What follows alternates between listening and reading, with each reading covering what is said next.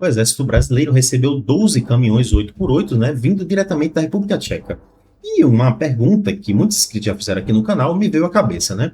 Qual seria a força hoje, né, mais deficitária com relação à modernização? É o Exército, é a Força Aérea ou é a Marinha?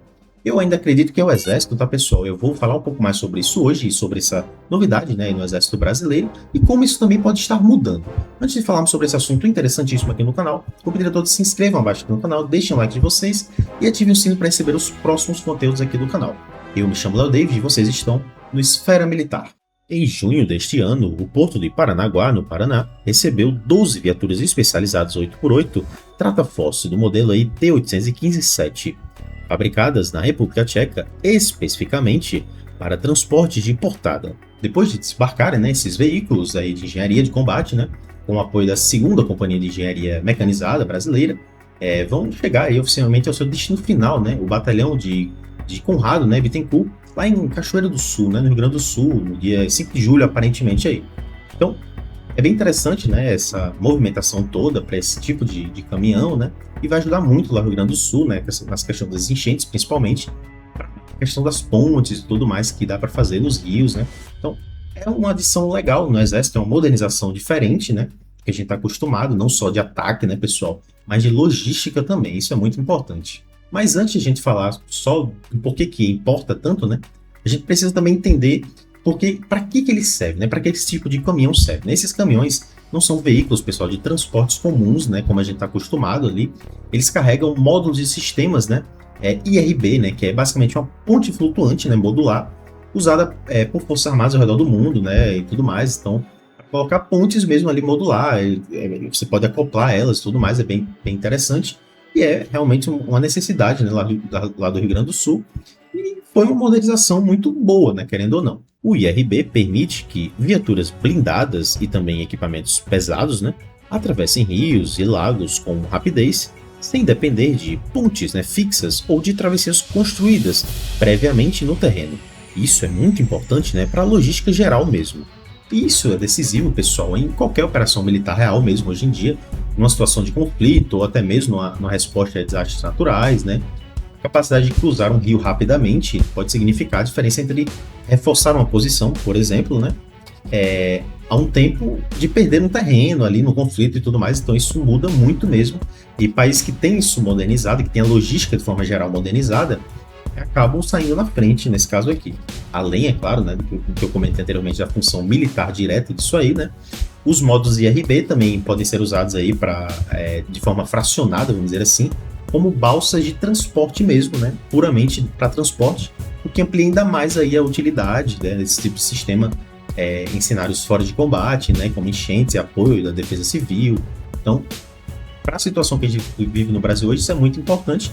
Eu espero que venham mais aparelhos como esse aí, né, de modernização, caminhões como esse e tudo mais. Não só para a região do Sul, mas outras regiões também. Cada um dos 12 caminhões recebidos vem equipado com suporte lançador e recuperador de módulos IRB, o que permite que os próprios veículos, né, operem diretamente nas margens dos rios, sem depender aí de equipamentos auxiliares, externos e tudo mais. Então, é um tipo de equipamento muito importante para a logística, como eu falei, e também muito importante ali para toda a operação de forma geral mesmo do Exército Brasileiro, né? E se adaptar, né, a esse tipo de veículo acaba transformando mesmo um tipo de força, né, e tendo uma rapidez muito maior. E é claro que esse lote, né, reforça diretamente o Batalhão de Engenharia de Combate, mas o impacto vai muito além dele, né? Claro, a unidade responde aí ao 4º Grupamento de Engenharia, né, do Comando Militar do Sul do Brasil.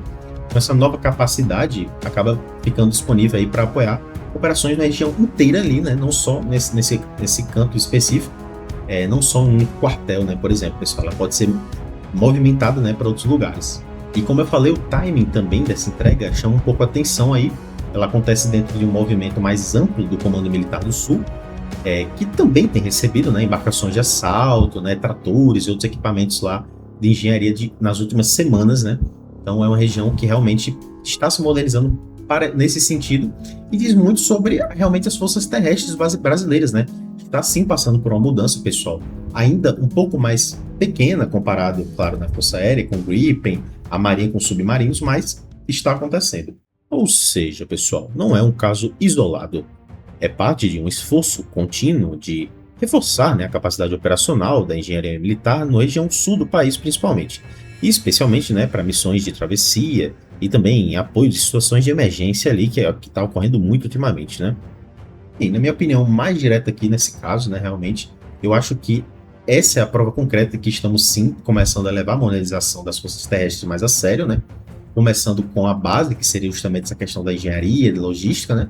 E não é o anúncio mais chamativo do mundo, eu sei disso, pessoal, claro, né? Mas é exatamente esse tipo de equipamento que sustenta a força militar capaz de operar de verdade mesmo, né? Então, imaginem que isso pode ser acoplado para poder levar um regimento de um para outro, né? Enfim, levar algum tipo de antiaérea, alguma coisa do tipo, enfim. Pode ser usado para várias situações. E eu acho que começa por aí. A questão da modernização das forças terrestres começa muito por aí. E na minha visão também, caças e navios, né, chamam muito a atenção. Chamam mais atenção do que uma coisa como essa. Geram mais manchetes, viram notícias, né, por exemplo. Mas é a ponte flutuante, né, caminhão de engenharia e caminhão de logística que decidem, na verdade, se uma força armada consegue realmente se mover e agir, né, quando precisa. Essa é a realidade mesmo. E investir nisso, pessoal, é investir no que sustenta tudo, né, do que sustenta todo o resto. E vocês precisam entender também que esse tipo de reforço, mesmo sem ser o mais vistoso, né, mostra que o exército está pensando sim na capacidade real de operação, né, e não só em equipamento de vitrine, né, um tanque blindado, alguma coisa do tipo, pessoal, né. E esse tipo de decisão também separa, né, uma força armada preparada mesmo, né, numa situação, e uma força armada bem apresentada, né. Então é melhor uma força armada bem preparada e apresentada do que uma força armada vistosa. A que só tem tanque de combate, sim, mas como é que ele vai se locomover? Então, isso tudo é o que o exército pensa. Mas e vocês, pessoal? Na pergunta aqui no final do nosso vídeo que eu sempre deixo aqui para vocês. Você acha que vale investir ainda mais nesse tipo de equipamento, né, de engenharia militar e tudo mais, mesmo sendo menos chamativo, né, do que caças e navios e blindados, por exemplo? Ou prefere ver o orçamento de defesa concentrado em armamentos mais visíveis, né? Deixe suas opiniões aqui abaixo nos comentários, pessoal. Eu leio todos os comentários de vocês. Se ainda não se inscreveram no canal, por favor, se inscrevam aqui, fortaleçam aqui nosso canal e também deixem um like, né? E é isso, pessoal. Até o próximo vídeo.